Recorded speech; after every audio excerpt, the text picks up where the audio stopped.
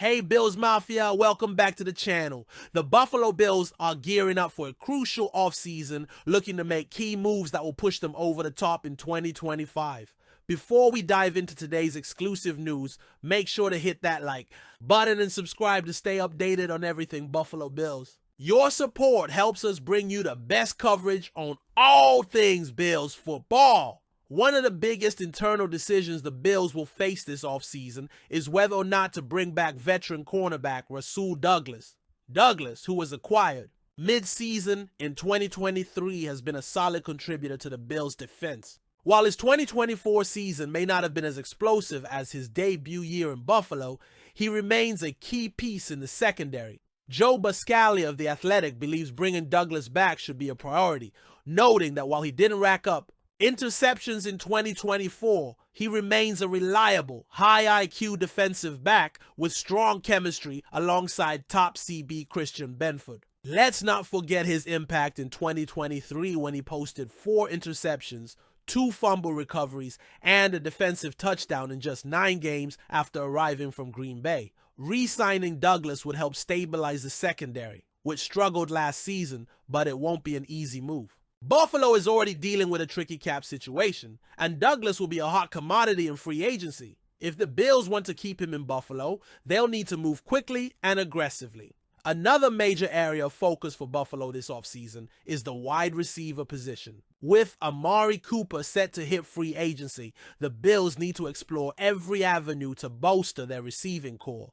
Bleacher Report's Gary Davenport has identified a dream trade scenario for Buffalo, suggesting that the team could target either Tyler Lockett from the Seattle Seahawks or Christian Kirk from the Jacksonville Jaguars. The biggest challenge? The Bills are currently $10.1 million over the salary cap, ranking them in the NFL's bottom 3 alongside the New Orleans Saints and Cleveland Browns. While they'll create some room by restructuring contracts and releasing high-priced veterans, making a big splash signing at wide receiver will be difficult.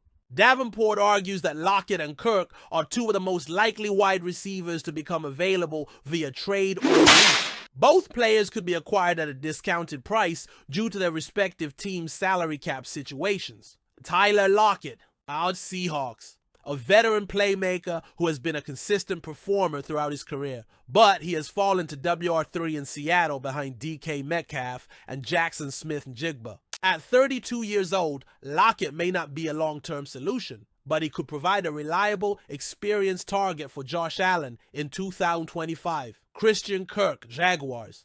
The 28-year-old wide receiver has shown flashes of brilliance, but has dealt with significant injuries over the past 2 seasons. Jacksonville could look to move on from Kirk to free up cap space. If healthy, he could be a great addition for Buffalo and a potential multi-year solution in the receiving game. Buffalo will have to decide if they're willing to trade for one of these receivers or wait and see if either gets cut. If they do make a move, a contract restructure would likely be necessary to fit within the Bills' tight salary cap. Buffalo is in a tough spot financially, but has a strong core that can still compete for a Super Bowl, with key players like Josh Allen, Stephon Diggs, and a dominant defensive front. The Bills will need to be strategic in how they improve the roster. Our top priority, re-signing Rasul Douglas and reinforcing the secondary. Wide receiver dilemma: if Cooper leaves, Buffalo must bring in another reliable target for Allen. Lockett and Kirk could be options. Cap space challenges: with over $10 million in negative cap space, Buffalo would need to make tough decisions, possibly releasing veterans like Von Miller to create financial flexibility. So we all know James Cook is coming off an incredible season, over 1,000 rushing yards, 16 touchdowns, and proving week after week that he's a top-tier running back. But here's where things get interesting. During a recent Nightcap livestream, Cook had something to say, not just about his own contract situation, but about running backs in general. And let's just say Bills GM Brandon Beane might not love hearing this. Here's what Cook said. Can I just say one thing, though? I just feel like we just do so much by going to practice and doing all the good stuff, right? And I just feel like we are being deserved. Like, why not? We work all our lives to get paid big bucks. Like, send me the big bucks. Why not, bro? That's a direct message, loud and clear. Cook believes running backs deserve more respect, and more importantly, more money. And obviously, he's talking about himself here too. Now, this puts the Bills in a tricky spot. James Cook is entering the final year of his rookie contract, and if you look around the league, paying big money to running backs has been a controversial topic. Some teams hesitate to hand out long-term deals to RBs, while others believe in rewarding elite's talent. So what do the Bills do?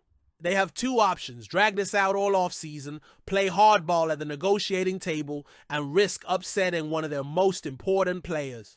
We've seen how these things can turn ugly. Lock him in now, pay him what he's worth, and ensure they have a dynamic offensive weapon locked up for years to come. And honestly, after watching this team struggle with consistency on offense, I'd argue that Cook is essential moving forward. Let's break it down. Cook's production speaks for itself. In just 3 seasons, he's already made 2 Pro Bowls, rushed for over 1,000 yards twice, and showed he's a true dual threat back. But the key stat here? 16 rushing touchdowns in 2024. That's elite level production. And let's not forget, the Bills have already lost Stephon Diggs.